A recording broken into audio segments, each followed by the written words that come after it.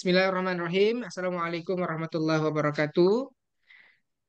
Kami dari kelompok 4 izinkan kami menjelaskan analisis praktis kelemahan model-model pembelajaran, di antaranya adalah model pembelajaran kooperatif, kuantum, dan kolaboratif. Di mana kami di sini adalah kelompok 4 yang beranggotakan saya Syamsul Bahari, kemudian ada Romi Dwi Putra Effendi, kemudian ada Fadira Insani Putri, kemudian ada Miftahul Zannah Azahra, dan kemudian ada Ibu Ebi Lismayani.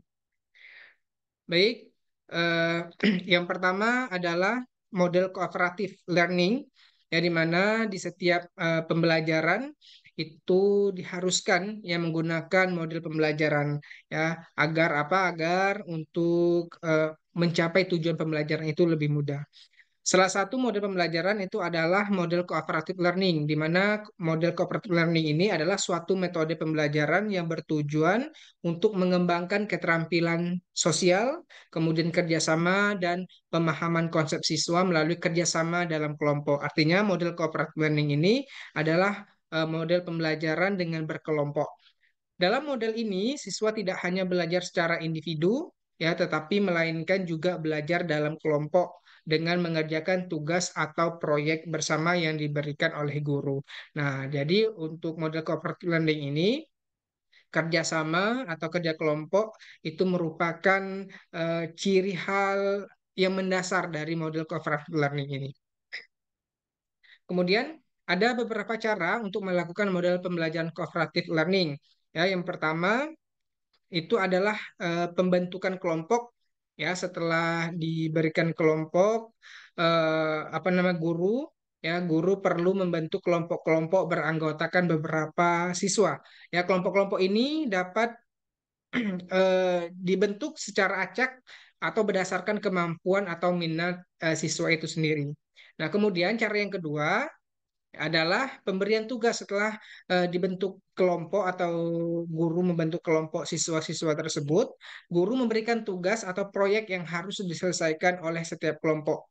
Ya, tugas ini biasanya melibatkan diskusi, ya, kemudian ada analisis ataupun penyelesaian masalah yang membutuhkan kerjasama antar anggota kelompok. Nah, di sini banyak hal-hal yang perlu kita nilai, ya, dari kerja kelompok siswa ini. Apakah itu mungkin tanggung jawabnya, kemudian kemandiriannya, kemudian ada kepemimpinannya, dan lain sebagainya.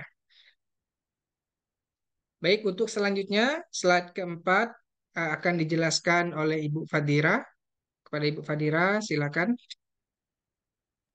Baiklah, di sini saya akan melanjutkan cara untuk melakukan model kooperatif ya tadi. Nah, yang ketiga caranya yaitu pembagian peran. Setelah tugas diberikan, anggota kelompok itu perlu membagi peran masing-masing. Ada yang menjadi pemimpin kelompok, kemudian ada yang menjadi sekretaris, dan anggota lainnya perlu ditentukan sehingga tugas dapat dilaksanakan dengan efektif. Kemudian cara yang keempat yaitu pelaksanaan tugas. Selama pelaksanaan tugas, anggota kelompok bekerja sama, kemudian berdiskusi, dan saling membantu dalam menyelesaikan tugas. Masing-masing anggota kelompok perlu berkontribusi sesuai dengan peran yang telah ditetapkan. Kemudian cara yang kelima yaitu evaluasi dan refleksi. Setelah tugas diselesaikan, guru dapat melakukan evaluasi kolektif dan individual terhadap kerja kelompok dan kinerja masing-masing anggota. Selain itu, juga penting untuk melibatkan siswa dalam refleksi terhadap proses pembelajaran yang telah dilakukan. Selanjutnya, Pak. Nah, berikut merupakan kelemahan dari model kooperatif. Yang pertama yaitu terlalu terfokus pada kelompok. Nah, dalam model pembelajaran kooperatif ini, terkadang siswa terlalu fokus pada kelompoknya sendiri, sehingga dia mengabaikan siswa lain di kelas. Hal ini dapat mengurangi interaksi antar siswa secara keseluruhan. Kemudian yang kedua yaitu lambatnya proses pembelajaran. Pembelajaran dalam kelompok dapat memakan waktu yang lebih lama dibandingkan dengan pembelajaran individu. Hal ini dapat menghambat proses pembelajaran jika waktu yang tersedia itu terbatas. Dan kelemahan yang ketiga yaitu terkadang terjadi konflik. Nah, mungkin dalam kerja kelompok itu mungkin ada konflik ya, karena dalam kerja kelompok itu tidak selalu berjalan mulus. Terkadang selalu terjadi konflik antara anggota kelompok yang dapat menghambat kinerja kelompok secara keseluruhan. Sekian yang dapat saya sampaikan. Selanjutnya akan dijelaskan oleh Ibu Miftahul. Baiklah, di sini saya akan melanjutkan penyampaian materi mengenai kelemahan dari model pembelajaran kooperatif. Yang selanjutnya itu membutuhkan pengaturan kelas yang baik, di mana penerapan model pembelajaran kooperatif ini membutuhkan pengaturan kelas yang baik. Guru perlu memastikan bahwa semua siswa terlibat aktif dalam kelompok dan tidak ada siswa yang merasa diabaikan. Selanjutnya itu kebergantungan pada anggota kelompok. Satu-satunya kelemahan dari model pembelajaran kooperatif adalah siswa mungkin tidak mampu menyelesaikan tugas individu mereka setelah selesai mengerjakannya dalam kelompok. Next. Nah, selanjutnya model pembelajaran yang kedua yaitu model pembelajaran kooperatif, di mana belajar kolaboratif adalah suatu proses pembelajaran yang dilakukan secara bersama-sama oleh dua atau lebih individu dengan tujuan untuk saling membantu, saling mengajar, dan saling memperkuat pengetahuan. Dalam belajar bersama-sama, individu-individu tersebut saling berinteraksi dan bekerja sama dalam suatu proyek atau tugas dengan cara saling bertukar informasi, pendapat, dan pemikiran. Proses belajar bersama-sama ini menekankan pada penguatan pemahaman melalui diskusi dan kerjasama antar peserta didik. Dalam belajar kolaboratif, individu-individu tersebut akan saling berbagi tanggung jawab dalam menyelesaikan tugas dan saling memberikan umpan balik untuk meningkatkan hasil pembelajaran. Mungkin itu saja yang dapat saya sampaikan. Selanjutnya akan disampaikan oleh Bang Romi. Selanjutnya itu ada kekurangan model kolaboratif. Berikut adalah kekurangan belajar kolaboratif. Yang pertama itu tidak cocok untuk individu tertentu. Belajar dengan cara ini tidak cocok untuk individu yang lebih suka belajar secara mandiri atau tidak nyaman dalam interaksi sosial. Kemudian yang kedua, mengambil waktu yang lebih lama.